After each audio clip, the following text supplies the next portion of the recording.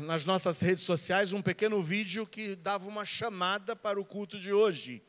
E eu acredito que muitos de vocês puderam ver. E o tema a ser trabalhado está nesse slide aí. Hoje veremos sobre o fato de que Deus é fiel.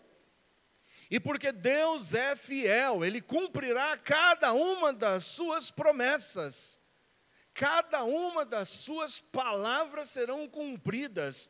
A Bíblia diz que seca-se a erva, murcha a flor, mas a palavra do Senhor subsiste eternamente.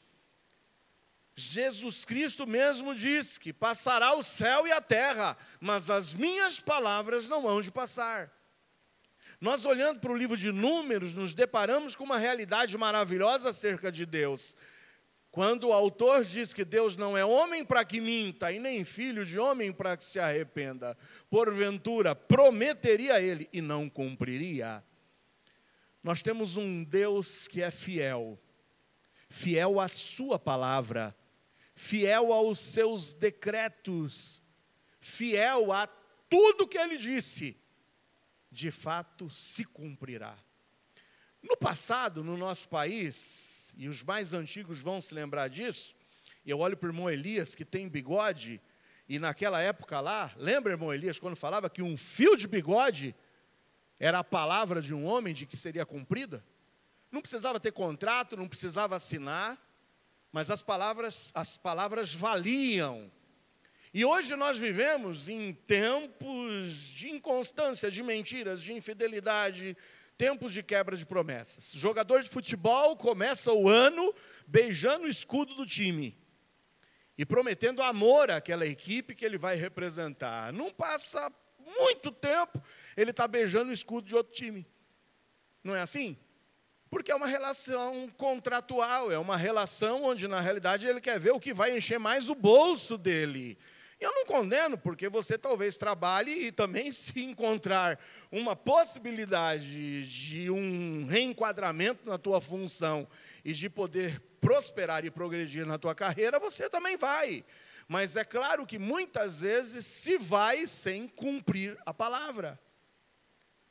Relacionamentos conjugais terminam por infidelidade e por quebra de promessas. Amizades se rompem por quebra de promessas, por infidelidade. Contratos são rompidos. Então hoje nós nos deparamos realmente com essa vida de mentira e de infidelidade. E em meio a tudo isso desponta Deus, o nosso Deus, que cumpre a sua palavra e que não volta atrás em seus decretos e nem tampouco naquilo que ele disse. A palavra de Deus jamais voltará atrás. À medida que nós estreitamos o nosso relacionamento com esse Deus e o conhecemos na intimidade desse ser, nós passamos a ter uma vida vitoriosa, quando conhecemos e dedicamos tempo a conhecer esse Deus. Abra sua Bíblia na segunda carta escrita por Pedro, lá no finalzinho da Bíblia.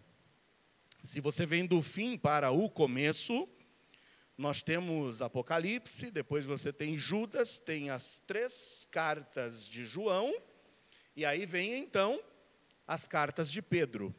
Abra na segunda de Pedro, capítulo 1, versículos 1 a 4. Segunda de Pedro 1, 1 a 4.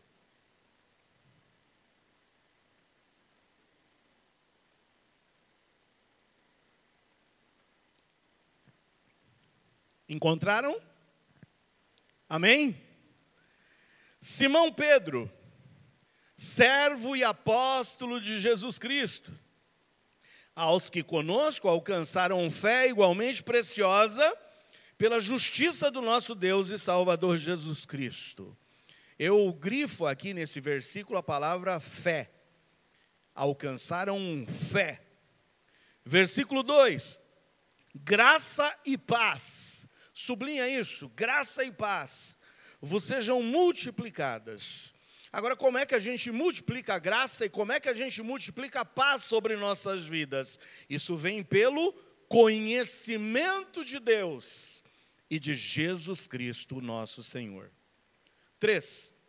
Visto como seu divino poder nos deu tudo que diz respeito à vida e piedade, ou seja, Deus nos dá tudo que diz respeito à vida, a tua vida social, a tua vida cotidiana, mas Deus também dá tudo que você precisa com relação à piedade, ou seja, a tua vida espiritual, o teu relacionamento com Ele. E tudo isso vem através, mais uma vez, grifa aí, pelo conhecimento daquele que nos chamou por sua glória e virtude. Então veja, fé traz graça e paz e traz conhecimento. E o conhecimento nos faz descobrir o que o versículo 4 diz. O que diz o versículo 4? Pelas quais, por essa glória e virtude de Deus, Ele nos tem dado grandíssimas e preciosas promessas, para que por elas, ou seja, por essas promessas, fiqueis participantes da natureza divina, havendo escapado da corrupção que pela concupiscência há no mundo. Ah, que bom termos um relacionamento estreito com Deus.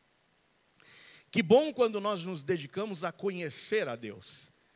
Porque quando nós nos dedicamos a desenvolver esse conhecimento de Deus, e o conhecimento de Deus vem por sua palavra, o conhecimento de Deus vem por uma intimidade com Ele, e quando nós estamos dispostos a conhecê-lo, esse conhecimento de Deus vai trazer à tona as suas grandíssimas e preciosas promessas.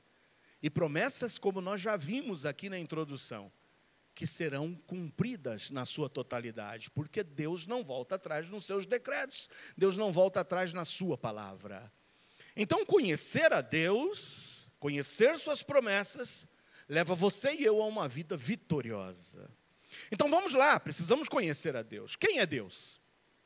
Como podemos definir Deus? E aí eu já te digo que na nossa pequenez humana e na nossa limitação, jamais conheceremos Deus na sua totalidade. Mas Deus que sabe da nossa incapacidade, Deus que sabe de nossa limitação, Ele resolveu de uma forma pedagógica se revelar a nós. E a revelação de Deus vem em primeiro lugar através da própria essência que Ele colocou dentro de nós. Ele plantou no ser humano algo que nenhum outro animal tem. A Bíblia diz que fomos feitos à imagem e semelhança de Deus. Nós conseguimos ter relação com Deus porque somos seres espirituais. O Senhor soprou nas narinas do homem o espírito, o fôlego de vida. Nós temos racionalidade, nós temos intelectualidade. Nós podemos pensar, nós podemos refletir. E esse temor de Deus, esse conhecimento, ainda que não específico de Deus, mas esse, eu poderia dizer, e vou forçar, esse sentir de Deus é possível porque fomos criados à imagem e semelhança dEle. Há um conhecimento dentro do homem. Por si mesmo, o homem teme a Deus, o homem sabe que ele não está sozinho nesse mundo. O homem consegue detectar sinais de Deus, o DNA, as digitais de Deus nessa natureza. A Bíblia diz que quando nós contemplamos esse imenso azul celeste, nós chegamos à conclusão de que isso não é acaso. Lá em Salmos 19:1 está escrito o seguinte, que os céus declaram a glória de Deus e o firmamento anuncia as obras de suas mãos.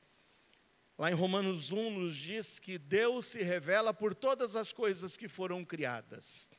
E quando nós conseguimos enxergar esses atributos invisíveis de Deus na criação, numa flor que desabrocha, numa formiguinha que anda, numa folha que cai da árvore e que tem na sua composição uma complexidade que jamais poderia vir do acaso.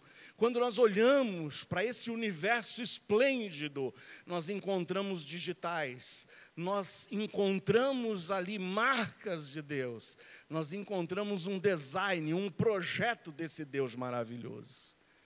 E a Bíblia diz que nós podemos conhecê-lo por essa primeira manifestação divina que vem através da natureza.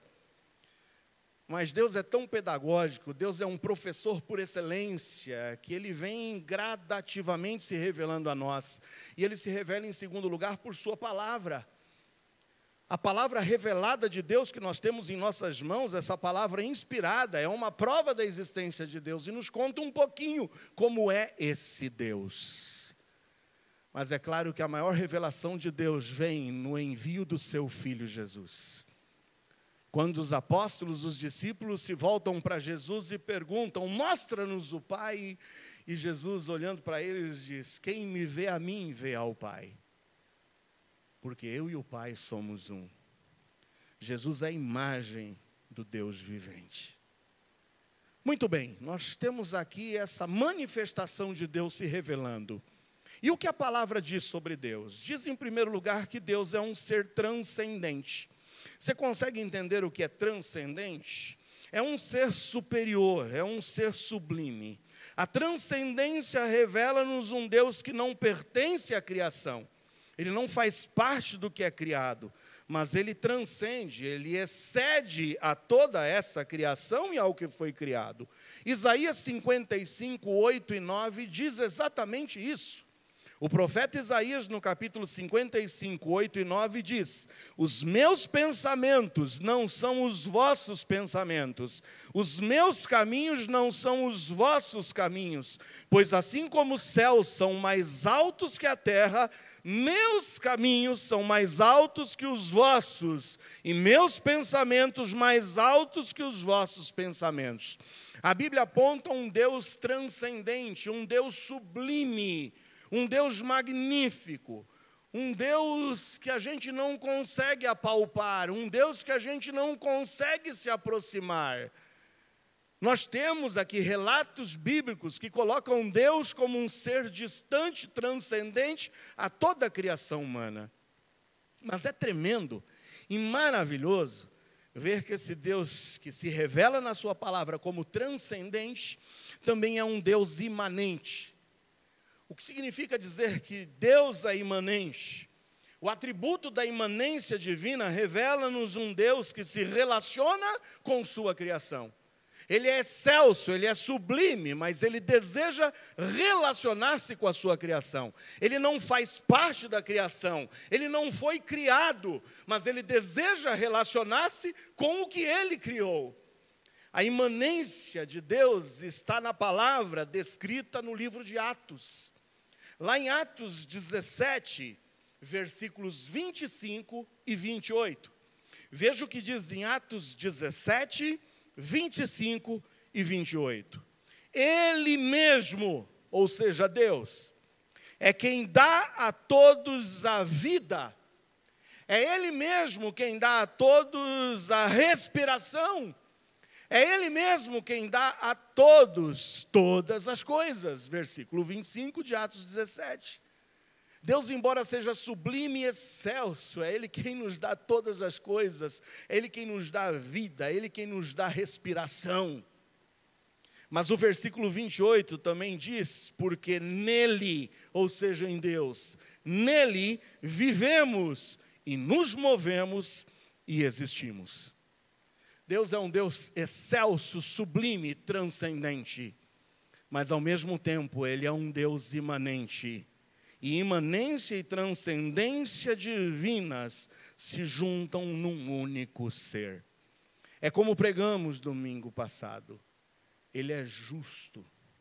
Ele não compactua com o pecado. Ele odeia o pecado. Mas Ele ama o pecador.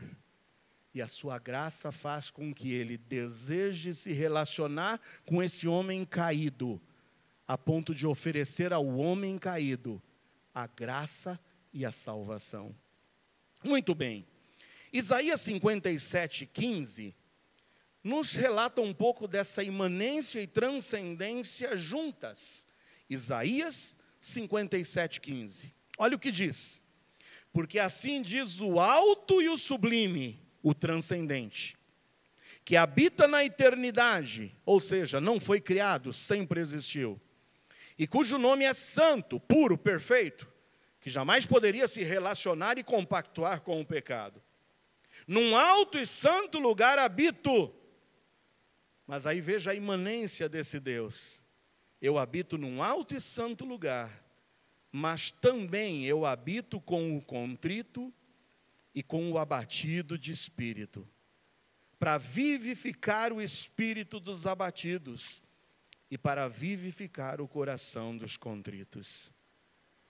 É o que Jeremias nos diz no capítulo 23, no versículo 23. Acaso sou Deus apenas de perto? E não também de longe? Deus é o de longe, o transcendente, mas também é o de perto, o imanente. Esse é o Deus a quem nós servimos.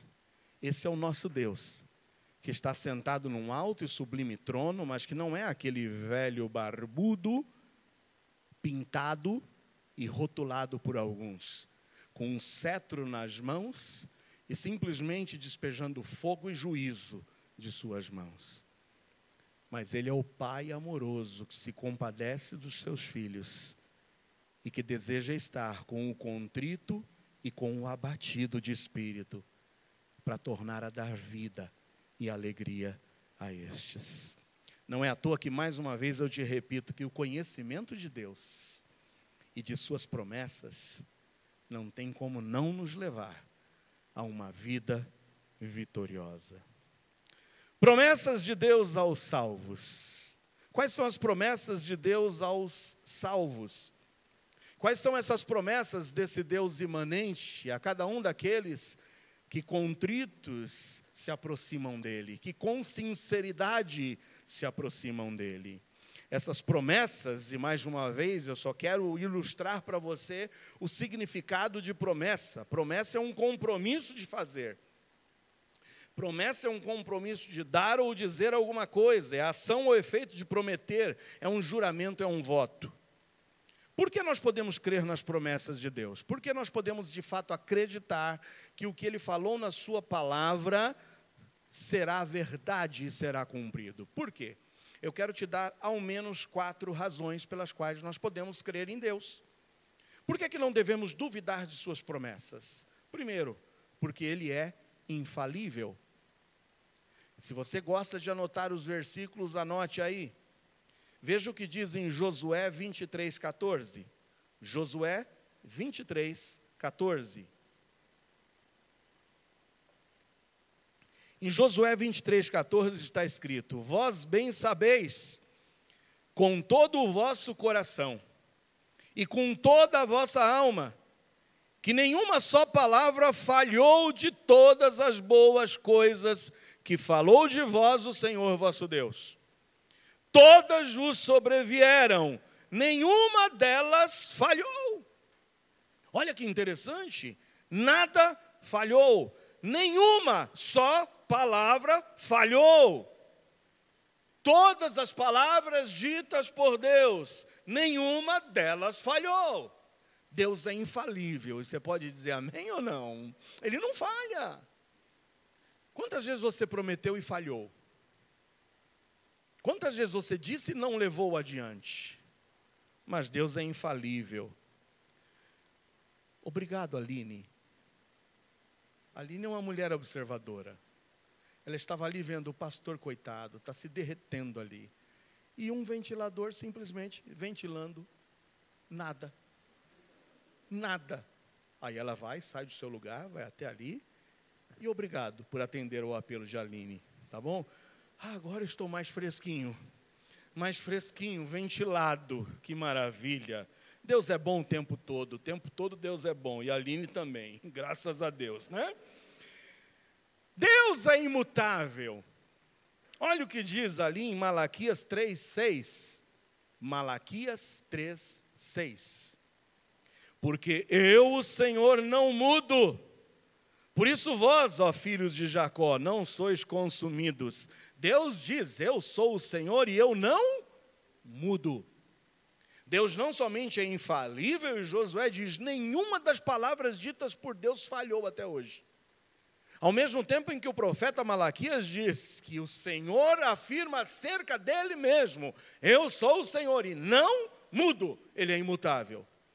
Por que confiamos nas promessas de Deus? Porque não somente Ele é infalível e imutável, mas lá em Números 23:19, sabe por que a gente pode confiar em Deus? Porque Ele é Deus, Ele não é homem. Se ele fosse homem, a gente ficava com o pé atrás. Vocês conhecem políticos que prometem e não cumprem? Vocês conhecem pessoas que prometem e não cumprem? Vocês conhecem jogadores de futebol que prometem e não cumprem? Teve uns aí que prometeram que o meu time ia ser campeão mundial. Saíram daqui prometendo. Não, a gente vai voltar com aquele troféu. E vai, né, a gente acreditar nisso. Ainda bem que eu não acreditei. Né? Eu não acreditei. E eles votaram sem nada. Os homens prometem e não cumprem. Quantos casais vão diante do altar e dizem: eu prometo ser-te fiel na saúde e na doença, na riqueza e na pobreza, até que a morte nos separe. Aí a conta entra no negativo, ou então o tempo acaba mostrando, né, que o nosso corpo não é mais o mesmo, e a gente olha para aquela musa ou olha para o mister e a gente fala: já não é o bombadão e já não é a musa. E muitos pensam em romper o contrato e voltar as costas, porque ele já não é mais aquela pessoa com quem ele se casou. Os homens falham, mas sabe por que Deus não falha? Porque ele não é homem. Porque ele é Deus, e está aqui em Números 23, 19. Deus não é homem para que minta, nem filho do homem para que se arrependa. Porventura diria ele, não o faria, ou falaria e não o confirmaria? Podemos confiar em Deus porque ele é infalível. Podemos confiar em Deus porque ele é imutável. Podemos confiar em Deus porque ele é Deus e não homem. Mas podemos confiar em Deus porque ele é fiel, amém ou não? Fiel. Mas entenda, ele não é fiel a você. Não se levanta achando que é a última bolacha ou o último biscoito. Você chegou a uma conclusão, Samuel? Bolacha, né? Não fica achando você que é a última bolacha do pacotinho, porque tem gente que fala: o Senhor vai cumprir as promessas porque Ele é fiel a mim. Ele é fiel à sua palavra. Ele é fiel a quem Ele é. Ele é fiel aos seus decretos e Ele não volta atrás. Tanto que a Bíblia diz que ainda que você e eu sejamos infiéis, Ele contudo continua fiel. Por quê? Porque a gente é o último.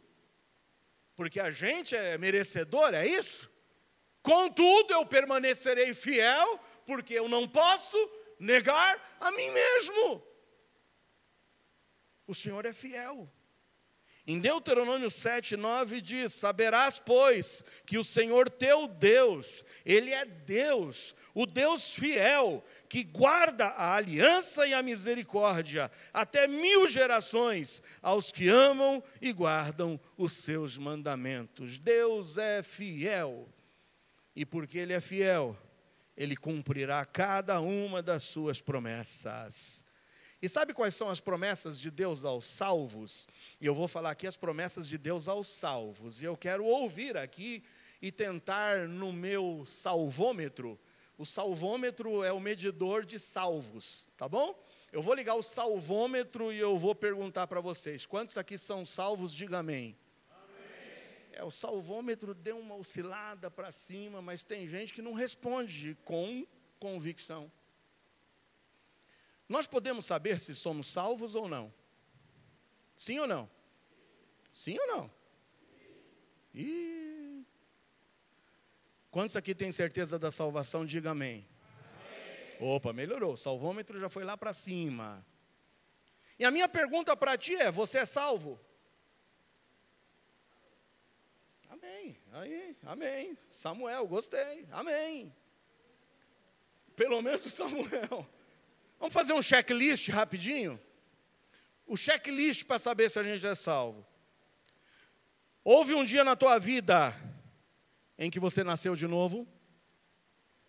Pergunte-se: houve um dia na tua vida em que você nasceu de novo? Porque a Bíblia diz em João 3,3: Jesus respondeu e disse-lhe: na verdade te digo, que aquele que não nascer de novo não pode ver o reino de Deus. Você nasceu de novo, e eu não estou falando de nascimento carnal, eu estou falando de um nascimento espiritual. Você foi regenerado, e essa regeneração vem pela ação do Espírito Santo, quando você crê. É por isso que eu já faço uma segunda pergunta no nosso checklist. Você já reconheceu que é um pecador? Ou você continua insistindo que você é a última bolachinha do pacote e que pecadores são os outros? A Bíblia diz em Romanos 3:23 que todos pecaram e destituídos estão da glória de Deus. A terceira pergunta no checklist da salvação é: você já se arrependeu? Se você reconheceu que é um pecador, você já se arrependeu, porque em Lucas 13:3, Jesus disse: eu vos digo antes, se não vos arrependerdes, todos de igual modo perecereis. Já nasceu de novo? Já reconheceu que é um pecador? Já de fato se arrependeu? 4 no checklist, você já creu em Jesus? Porque o arrependimento deve me levar a crer em Jesus. Em Atos 16:31 está escrito: crê no Senhor Jesus e serás salvo. Mas além de crer em Jesus, você já o recebeu em sua vida? Já recebeu a Jesus? Porque em João 12 está escrito que a todos quantos o receberam, deu-lhes o poder de serem feitos filhos de Deus aos que creem no seu nome. Você já nasceu de novo? Você já reconheceu que é um pecador? Você já se arrependeu dos seus pecados? Você já creu em Jesus? Você já recebeu a Jesus? E aí eu te pergunto, você já confessou a Jesus isso? Lá em Romanos 10:9 e 10 está escrito: se com a tua boca confessares ao Senhor Jesus e em teu coração creres que Deus o ressuscitou dentre os mortos, serás salvo, porque com o coração se crê para a justiça e com a boca se faz confissão para a salvação. Você já confessou isso a Jesus? Já disse para Ele: Senhor, salva-me, eu me arrependo, eu creio que o Senhor na cruz do Calvário é a expressão do encontro da justiça e da graça divinas, como pregamos no domingo passado. E se você não entendeu ainda como é que se encontra graça e justiça na cruz do Calvário, vai lá no YouTube da igreja, clica na mensagem Justiça e Graça e vai ouvir ela de novo. Agora eu quero perguntar para você, a 7ª pergunta do checklist: você já confessou Jesus diante dos homens? Porque esse é um momento que começa a pegar. A gente acaba se escondendo, não quer dizer quem é. A gente acaba não assumindo esse compromisso que a gente firmou com Jesus. Ah, já confessei a Ele, mas já confessastes aos homens? Sabe o que a Bíblia diz em Mateus 10:32 e 33? Qualquer que me confessar diante dos homens, eu o confessarei diante de meu Pai. Mas qualquer que me negar diante dos homens, eu o negarei também diante de meu Pai que está nos céus. Percebe? Você precisa confessá-lo diante dos homens. E a gente confessa ele diante dos homens através de um testemunho que seja condizente com a vida daquele que diz que já nasceu de novo, que já reconheceu que é um pecador, que já creu em Jesus, que já recebeu a Jesus, que já confessou a Jesus. Será? A tua vida é um livro aberto diante dos homens? 8. E a última pergunta do checklist. E essa daqui não tem jeito de você fugir. A minha pergunta para ti é: você é melhor hoje do que era antes? Porque ninguém recebe a Jesus, ninguém confessa a Jesus para se tornar pior do que era. A minha pergunta é: você é melhor hoje do que era antes? Em 1 de João 3,9 está escrito: todo aquele que é nascido de Deus não vive na prática do pecado.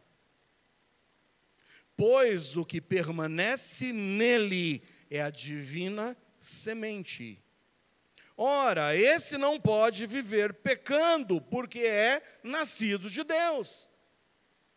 Se você diz que passou pelos 7 pontos do checklist, mas chega no 8º, você não é melhor hoje do que era antes? Você continua atolado nos vícios, você continua metido na prostituição, você continua na mentira. Como é que você pode dizer que teve esse encontro pessoal com Jesus? Como é que podes dizer que está confessando-o diante dos homens, se a tua vida hoje continua sendo igualzinho como era antes de conhecê-lo?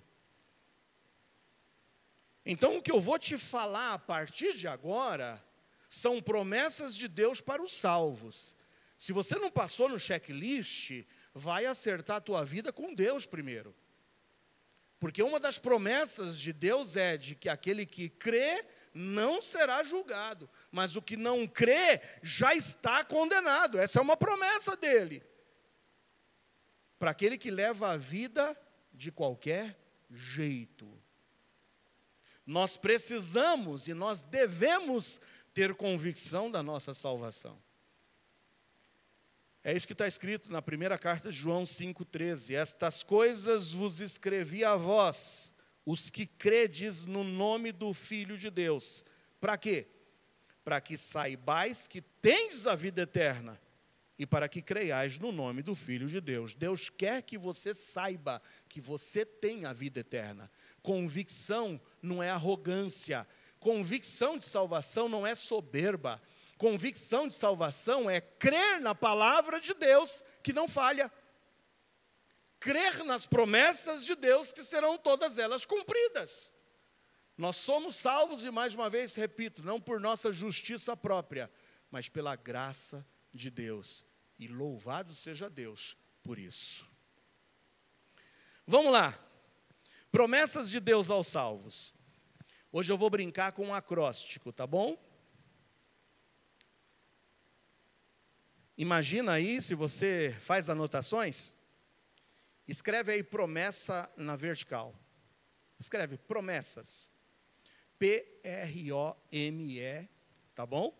S-S-A-S. Promessas. Escreve de cima para baixo. Promessas. E nós vamos preencher o nosso acróstico. Com cada letra da palavra promessas, nós vamos ver uma promessa de Deus para nossas vidas. Está aí com a canetinha engatilhada? Se você não traz um caderninho de anotações, se você não traz uma caneta, não confia na tua mente.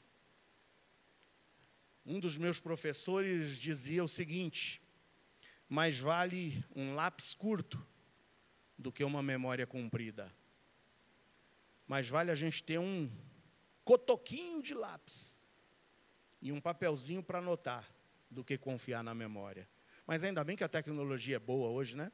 Você vai lá depois, se não conseguiu anotar tudo, e vai lá e assiste o vídeo de novo.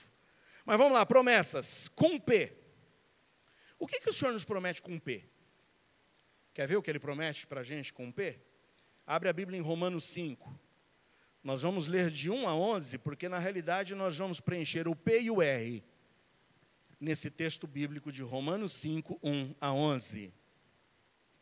Eu vou ler e quando eu fizer uma pausazinha, vocês vão falar a palavra comigo em voz alta. E essa primeira palavra já vai dizer para você qual é o P da promessa de Deus para você e para mim. Em Romanos 5, 1 a 11 diz o seguinte: sendo, pois, justificados pela fé. Lembra o que é o processo de justificação pela fé? É quando a gente olha na cruz e sabe que Cristo lá estava sofrendo nele a justiça de Deus, o castigo pelos nossos pecados. E pela fé nós cremos que Jesus lá estava ocupando o nosso lugar na cruz. E pela graça nós cremos, e essa fé, o que ela faz? Justificados pela fé. Temos, todo mundo junto, temos paz. Qual é a primeira grande promessa de Deus para a gente? Paz. Ah, como a gente precisa de paz.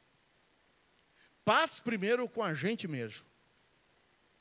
Quantas pessoas nesses últimos tempos não têm vivido em paz consigo mesmo? Não tem paz porque olha no corpo e não gosta do seu corpo. Olha ali no espelho e não gosta do cabelo, não gosta da aparência, não gosta da cor.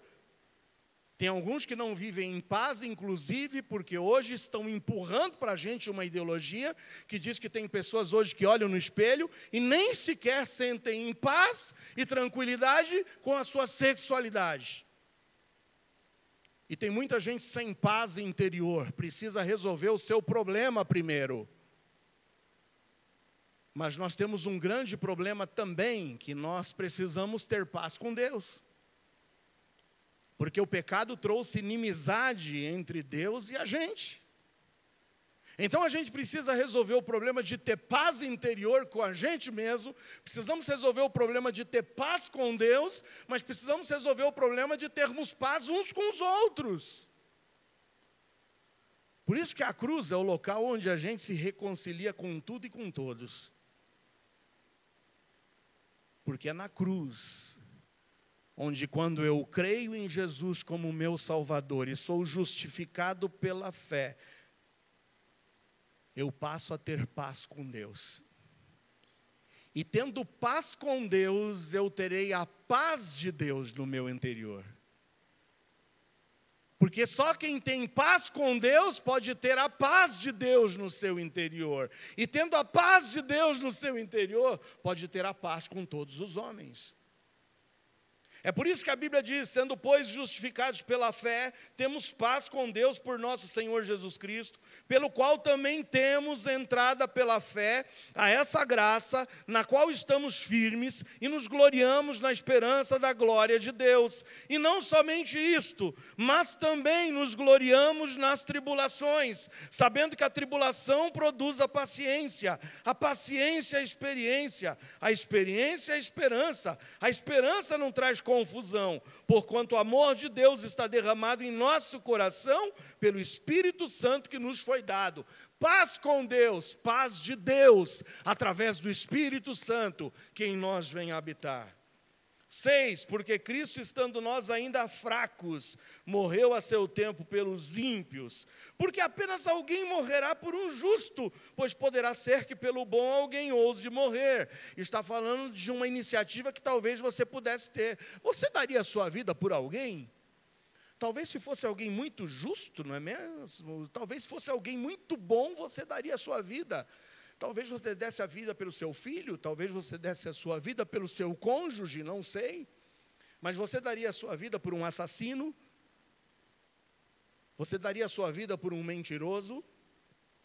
Mas no versículo 8 diz que Deus prova o seu amor para conosco, em que Cristo morreu por nós, não porque éramos bonzinhos, mas sendo nós ainda pecadores.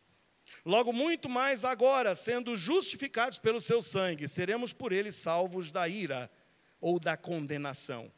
10, porque se nós sendo inimigos, e o que é paz, senão o cessar de uma inimizade? O que é paz, senão o cessar de um conflito? E a Bíblia diz claramente que nós sendo inimigos, fomos, fala em voz alta, versículo 10, fomos o quê? Reconciliados, olha o R aí. Sabe qual é a promessa de Deus? Primeiro com P, paz, e com R, reconciliação. O Senhor promete, o Senhor não mente. Nós que éramos inimigos, fomos reconciliados com Deus pela morte de seu Filho. Muito mais, estando já, olha aí a palavra de novo, reconciliados, seremos salvos pela sua vida. E não somente isso, mas também nos gloriamos em Deus por nosso Senhor Jesus Cristo, pelo qual agora alcançamos, e alcançamos o quê? A reconciliação. Duas grandes promessas, paz com Deus, paz de Deus, paz com o próximo. Reconciliação com Deus. Hoje não somos mais inimigos, mas podemos ser seus filhos. Na segunda de Paulo aos Coríntios 5, 17 a 20, segunda aos Coríntios 5, 17 a 20,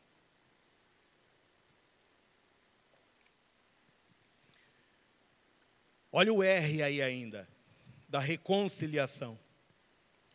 Assim que se alguém está em Cristo, quem pode ler comigo? Assim que se alguém está em Cristo, nova criatura é.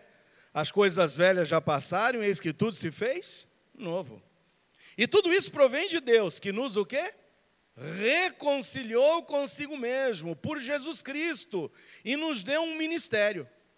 É o ministério da reconciliação. Isso é, Deus estava em Cristo reconciliando consigo o mundo, não lhes imputando seus pecados, o encontro da justiça e a graça na cruz, e pôs em nós uma palavra, e a palavra que Ele colocou em você e em mim é a palavra da reconciliação. De sorte que somos embaixadores da parte de Cristo, como se Deus por nós rogasse. Rogamo-vos, pois, da parte de Cristo, que vos reconcilieis com Deus. Duas promessas de Deus para os salvos: paz. Paz com Deus, paz de Deus, paz com o próximo.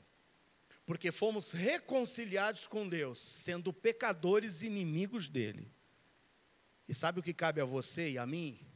Nos reconciliarmos uns com os outros. Não vivemos em inimizades. O Senhor nos deu uma palavra, o Senhor nos deu um ministério. É o ministério da reconciliação. Como podemos continuar convivendo em inimizades, sem paz no nosso coração? É Paulo mesmo quem diz: no que depender de vós, no que depender de você, meu irmão, tenha o quê? Paz uns com os outros. Paz com Deus, paz de Deus, paz com os outros. Porque é só Deus quem pode dar a você uma palavra-chave, uma promessa: reconciliação. PR. Qual é a próxima letra? O. Para a gente que for montar já o primeira sílaba. Com o, nessa vida nós muitas vezes precisamos de norte, nós precisamos de direção, nós precisamos de orientação. E sabe que o nosso Deus promete que a nós, os seus filhos, aos salvos, Ele estaria sempre disponível para nos orientar. E é essa promessa que Ele te dá, a ti e a mim, de orientação. Em Tiago 1,5 diz: se alguém de vós tem falta de sabedoria, peça a Deus. Senhor, o que eu devo fazer nesse caso? Senhor, qual decisão eu devo tomar aqui? Senhor, eu devo ou não devo? Se alguém tem falta de sabedoria, peça a Deus, que a todos dá liberalmente e não o lança em rosto e ser-lhe-á dada. A gente está pedindo orientação a tantas pessoas, estamos pedindo orientação a tantos, estamos esquecendo de pedir a orientação a quem pode nos dar de fato, e é Deus. Quantos irmãos, quantas pessoas tomando decisões equivocadas, tomando decisões pensando, quem sabe, no retorno financeiro, tomando decisões pensando no que essa decisão pode dar de frutos de bens palpáveis para si. Eu já disse para vocês quantas vezes pessoas mudam de cidade, vão para uma proposta de trabalho, olhando única e tão somente para os cifrões, olhando simplesmente porque eles vão angariar rendimento. E muitas vezes tomam decisões equivocadas sem precisar e sem pedir a orientação de Deus. E chegam lá e dão com as caras na parede. A primeira coisa que a gente deve perguntar a Deus: Deus, de fato, Tu queres que eu vá para esse lugar? Tu queres que eu abrace isso? Tu queres de fato que eu vá para essa proposta? E muitos nem querem saber se para onde vão, terá uma igreja onde podem congregar, se lá vai ter um lugar onde anuncie e pregue a palavra da verdade, se lá eu vou ter um lugar onde eu possa ter comunhão com os irmãos, se lá os meus filhos poderão prosperar e crescer na graça e no conhecimento de Jesus. E muitas vezes, única e tão somente visando o benefício financeiro, econômico, o bem-estar, tomam decisões equivocadas e não pedem a orientação de Deus. Eu já vi famílias destruídas por decisões equivocadas. Peça a orientação de Deus. E a maior das orientações que nós temos está nessa palavra. Em Salmo 119, 105, quem conhece esse versículo? É um dos primeiros que eu memorizei quando criança. Salmo 119, versículo 105, que diz: lâmpada para os meus pés é a tua e luz para o meu caminho. Lembra da nação de Israel quando sai do Egito? O Senhor não os deixou um único dia sem uma orientação. Era de dia na coluna de nuvem, era à noite na coluna de fogo, para que o povo marchasse sabendo para onde eles deveriam ir. O Senhor quer te orientar, o Senhor quer te dar um norte, mas você precisa buscá-lo. Orientação é uma das promessas de Deus aos seus filhos. M. Mais do que nunca, hoje em dia, nós precisamos de motivação. Muitos de nós estamos, às vezes, fraquejando, estamos abaixando a cabeça, estamos abaixando as guardas, estamos cansados, desfalecendo. E precisamos de motivação. E Deus promete que seria o maior dos motivadores dos seus filhos. Abra a Bíblia em Josué 1, 5 e 6. Josué 1, 5 e 6. Olha o que diz em Josué 1, 5 e 6. Ninguém se susterá diante de ti, todos os dias na tua vida. E olha que motivação que Deus dá a Josué, quando diz, como fui com Moisés, assim serei contigo. Uau, Josué estava ali desfalecendo, o que eu vou fazer agora?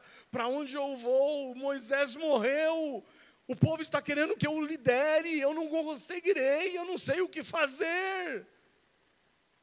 E ele estava desfalecendo diante desse grande desafio da sua vida. E aparece Deus o motivando e dizendo, não esquenta a cabeça, Josué, como eu fui com Moisés, eu serei contigo. E sabe o que Deus está dizendo para ti hoje? O mesmo. Como ele foi com Moisés, como ele foi com Josué, ele será contigo, amém ou não? Ele é com a gente. Ele não nos abandona um só instante. Ele não nos abandona em um só momento. E porque vamos desfalecer, perder a motivação, eu não consigo entender muitos crentes que hoje em dia estão cansados. Ah, estou cansado. Acho que eu vou entregar e tudo. Não quero fazer mais nada. Estou chateado com fulano. Estou chateado com Beltrano.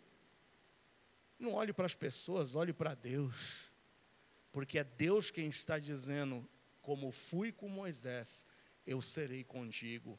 Eu não te deixarei, eu nem te desampararei. Esforça-te, tem bom ânimo, porque tu farás a esse povo herdar a terra que jurei a teus pais lhes daria. Está precisando de motivação hoje? Eu te dou uma. O Senhor é contigo, amém ou não? O Senhor não te abandona? Ele é contigo? Ninguém nessa vida pode ser merecedor de que você vire as costas para Deus, entregue os pontos, deixe de servi-lo, deixe de segui-lo, deixe de fazer algo por Ele, baseado em chateação, por causa de pessoas. Quem é merecedor de que você troque a Deus e a Jesus por pessoas? Motive-se, revigore-se, e a motivação é promessa de Deus para ti e para mim hoje, em nome de Jesus. E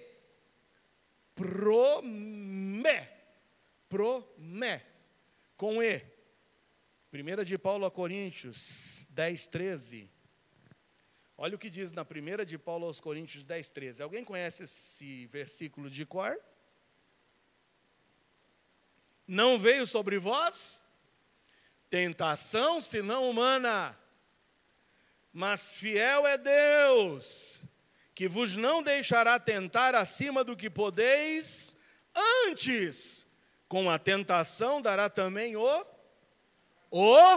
escape. O Senhor promete o escape. Ai, eu não aguentei, mas que mulher, ai, eu não aguentei, que pão, que pedaço de mau caminho, aquele cara. Ai, eu não aguentei, estava todos os amigos ali, sabe? Ofereceram, eu não tinha como dizer não. Eu ia, sabe, os meus amigos iam me desprezar, eu não pude dizer não. Ai, o meu namorado me cativou de uma forma, me seduziu. Ai, que lábia, que palavras doces, que cheiro. O Senhor diz, e é Ele quem promete, que Ele é fiel, que não deixa você ser tentado acima do que você pode suportar, mas Ele dá o quê? Dá o escape. Olha a porta aberta ali.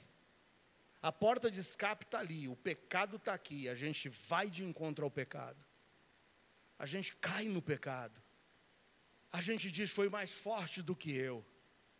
Mas não está disposto a abraçar a promessa que Deus diz, eu tenho para ti o escape, meu filho. Eu tenho o escape, meu filho.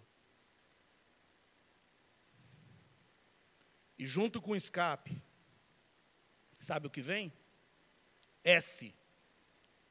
E o primeiro S é o S de socorro. Lá em Salmos 46:1 diz que Deus é o nosso refúgio e fortaleza. Imagina o refúgio e a fortaleza como sendo o escape. Você já brincou ali de pega-pega na minha época que falava? De pique. Você tinha que correr e você tinha que chegar e tocar no lugar que era o lugar onde você chegava ali e falava, estou salvo. Não era isso? E como a gente corria? Naquela época a gente era tudo fininho, né? Corria o dia inteiro. Corria, brincava, a brincadeira era de correr. Hoje as brincadeiras deixam os dedos musculosos, né? Só no celular, é aqueles dedos gordos. Mas naquela época a gente corria. Cheguei, estou salvo. Sabe, Deus é esse nosso socorro. No momento em que você teve o escape, mas não conseguiu correr a tempo de tocar e dizer, estou salvo. A Bíblia diz que Ele é o nosso refúgio e fortaleza, para onde você pode correr. Mas quando estiverem lhe faltando as forças, Ele é o seu socorro, bem presente. Clame a Ele. Às vezes você não tem forças para correr. Talvez você estava dizendo aí, olha, isso tem me dominado, pastor, eu não consigo vencer, parece que está sendo maior do que eu. Ele é o socorro, clame. Em Jeremias 33 está escrito, clama a mim e responder-te-ei. Promessas, P, paz. R, reconciliação. O que é o O? Isso. Com O, a orientação. Com M, a motivação. Com E, o escape, é o refúgio, é a fortaleza. Mas quando eu estou sem forças para correr até ali, Ele é o meu socorro. E Ele promete, eu sou o teu socorro. Mas tem mais um S. Ele é o suprimento. Louvado seja Deus. Ele é o nosso suprimento. Em tempos de dificuldades, em tempos de Covid-19, quantos não perderam trabalho, quantos não perderam rendimentos, quantos não perderam parte de sua subsistência? Mas sabe o que a Bíblia diz em Filipenses 4,19? Em Filipenses 4,19 diz, o meu Deus, segundo as suas riquezas, suprirá todas as vossas necessidades em glória por Cristo Jesus. Ele supre as nossas necessidades. Eu repito mais uma vez, Ele supre as nossas necessidades. O salmista disse no Salmo 37, eu fui moço e agora sou velho, nunca vi um justo desamparado, nem a sua descendência mendigar o pão. Suprimento. E suprimento de quê? De luxo. Suprimento de quê? Necessidades. Você tem dúvidas do que seja necessidades? Abre Mateus 6, 25 a 33. Vai lá comigo em Mateus 6, 25 a 33. Olha o que diz em Mateus 6, 25 a 33. Por isso vos digo, não andeis cuidadosos, ansiosos quanto à vossa vida, pelo que haveis de comer, ou pelo que haveis de beber, nem quanto ao vosso corpo, pelo que haveis de vestir. Sabe quais são as 3 grandes necessidades do ser humano? Comer, beber, vestir. E Jesus está dizendo, não é a vida mais do que o mantimento e o corpo mais do que a vestimenta? Olhem para as aves dos céus, que não semeiam, nem cegam, nem ajuntam em celeiros, e vosso Pai Celestial as alimenta? Não tendes vós muito mais valor do que elas? E qual de vós poderá, com todos os seus cuidados, acrescentar um côvado à sua estatura? E quanto ao vestuário, por que andais solícitos? Olhai para os lírios do campo, como eles crescem, não trabalham nem fiam. E eu vos digo que nem mesmo Salomão, em toda a sua glória, se vestiu como qualquer deles. Pois se Deus assim veste a erva do campo, que hoje existe, e amanhã é lançada no forno, não vos vestirá muito mais a vós, homens de pequena fé? Não andeis, pois, inquietos, dizendo, olha as necessidades do ser humano, não ande inquieto, dizendo que comeremos, ou que beberemos, ou com que nos vestiremos, porque todas essas coisas os gentios procuram. De certo, vosso Pai Celestial bem sabe que necessitais de todas essas coisas. Fala em voz alta comigo agora o 33. Mas buscai primeiro o reino de Deus e a sua justiça, e todas essas coisas vos serão acrescentadas. O que será acrescentado? Comida, bebida e vestuário. Não andem ansiosos. O meu Deus, segundo as suas riquezas, suprirá cada uma dessas necessidades. O Filho de Deus não sai mendigando pela rua. O Filho de Deus não precisa estar no semáforo esmolando. O Filho de Deus não vai sair nu na rua, porque Deus supre a comida, Deus supre a bebida, Deus supre o vestuário. Agora o que você está querendo? Eu só quero a comida se for no Burger King. Eu só quero se for no Madeiro. O Senhor vai dar o que você comer, e não vai faltar. E Deus vai levantar pessoas para lhe abençoar, amém ou não? Irmãos, eu vivi muito tempo na minha vida servindo ao Senhor e sendo abençoado com as cestas básicas que nós recebíamos dos nossos generosos irmãos. Quantas vezes eu tinha a oportunidade de, na época, usar uma Levi, ou seja, uma Levi's, como a gente dizia, né? Eu nunca comprei uma Levi's na minha vida. E na época era status, hein? Alguém se lembra da Zump? A Zump que tinha um raiozinho bordado na perna. Rapaz, quem usava Zump naquela época? Eu usava Zump. Eu usava Levi's. Agora, sabe por que eu usava? Porque tinha um irmão que tinha o meu corpo. E ele às vezes chegava e falava, Joel, eu tenho umas roupas lá em casa. E aí? Opa! Irmãos, que bênção! E às vezes era um sapato 42, eu calçava 41, mas eu falei, a bondade é tudo. Bota um algodãozinho ali na ponta, né? E está tudo em ordem. Agora, o que você está esperando que o Senhor supra? O iPhone 13? É isso? É o luxo? Eu quero o Reebok, eu quero o Adidas. Eu usava jeans Popoio. Alguém se lembra do jeans Popoio? Nem sei se existe mais o jeans Popoio. Mas eu olhava para o Popoio, sabe o que eu olhava? Eu olhava para a etiqueta que vinha aqui dentro. Estava lá, Brim Santista.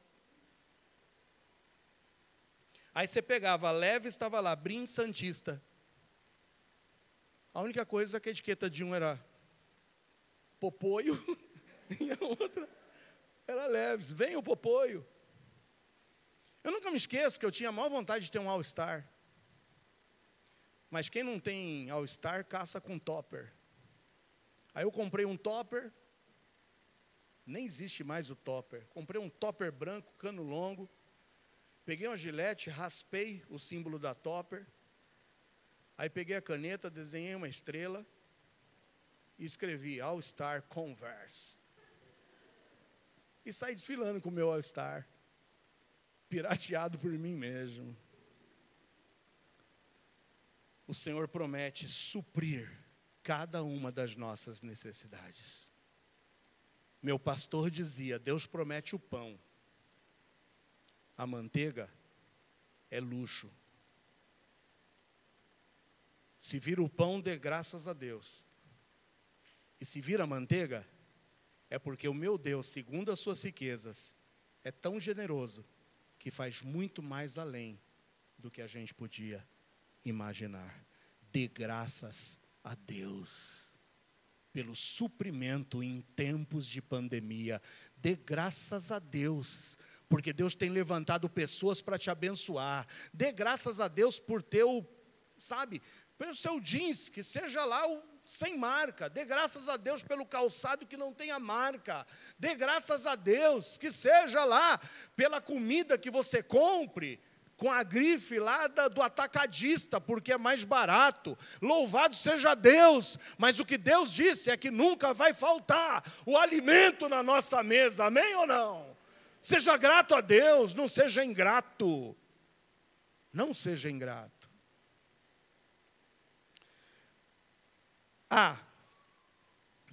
Sabe o que Deus promete? Nos abençoar.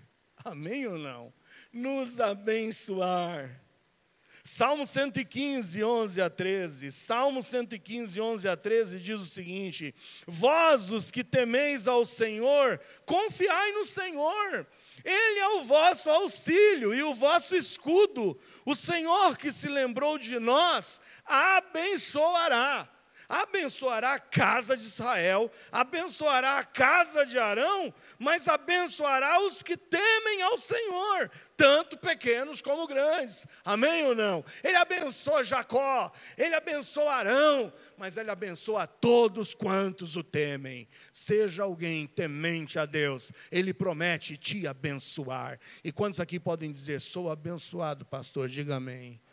Somos abençoados muito mais do que nós merecemos. Pastor Marcos, sempre que a gente se encontra e a gente se cumprimenta, eu digo, e aí, pastor Marcos, como vai? Ele fala, eu vou melhor do que eu mereço.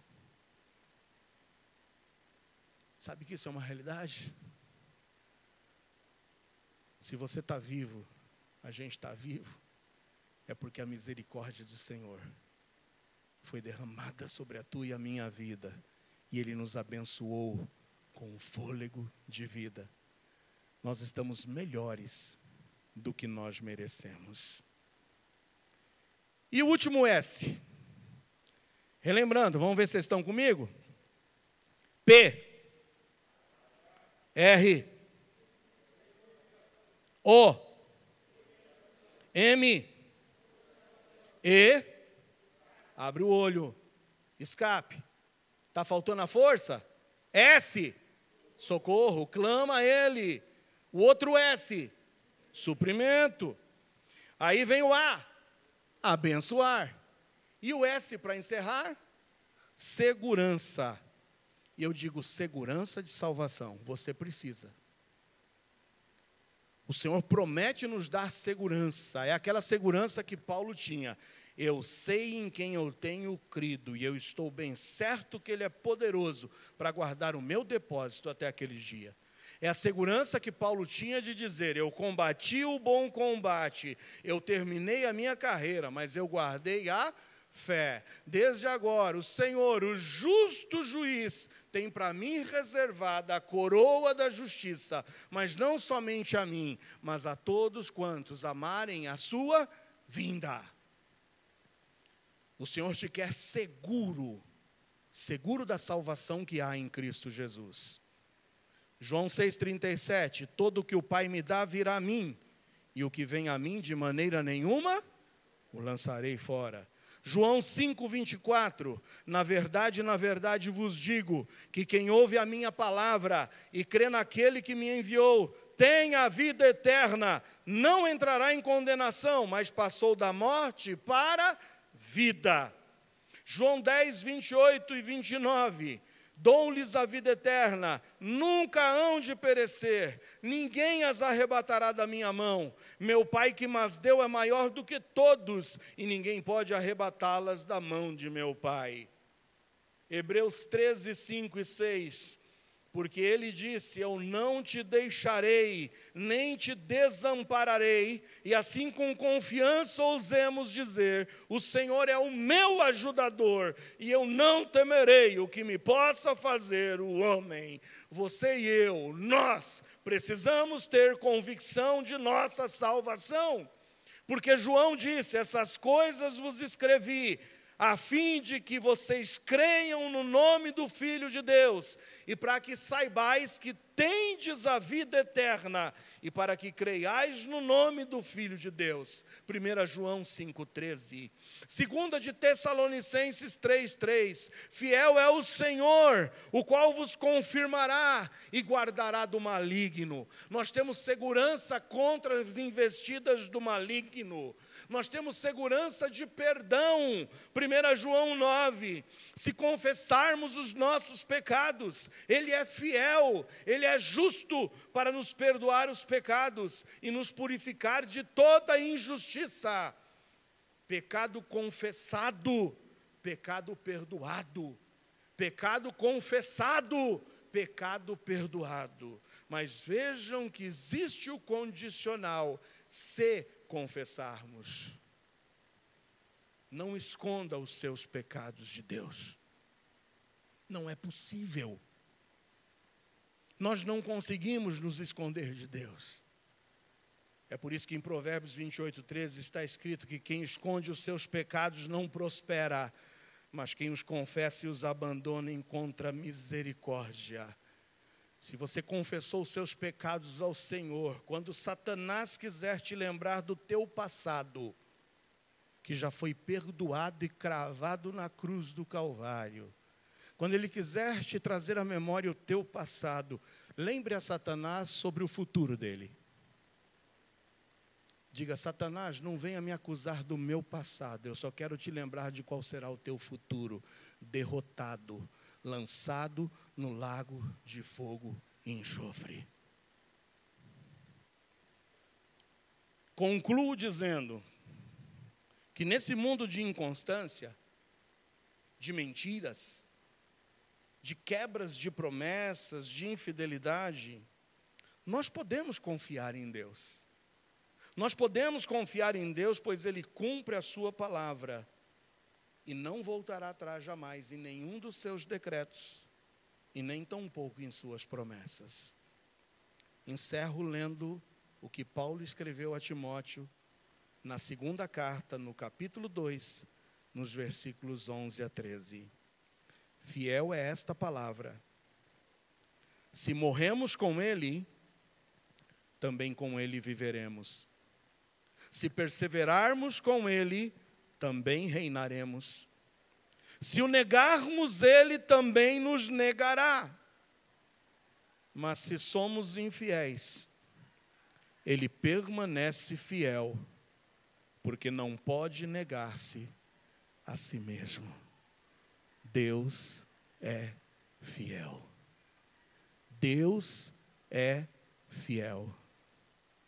Deus é fiel e cumprirá cada uma de suas promessas. Fecha seus olhos, curva sua cabeça. Essas são as promessas de Deus aos salvos. E você precisa fazer o checklist na sua vida. Já houve um dia determinado na sua vida em que você nasceu de novo? Você já reconheceu que é um pecador? Você já se arrependeu dos seus pecados? Você já creu em Jesus como sendo o seu Salvador? Você já o recebeu em seu coração? Já confessou isso a Jesus, mas você tem confessado isso também diante dos homens? Você é melhor hoje do que antes? Se você não passou no checklist, você precisa de Jesus.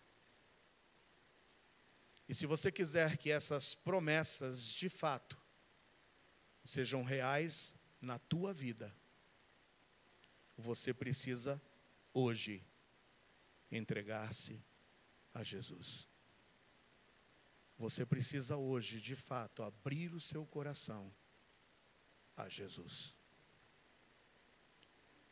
Se você ainda não entregou-se a esse Jesus, se ainda não olhou para a cruz do Calvário e não creu ainda no sacrifício de Jesus naquela cruz, clame a Ele hoje.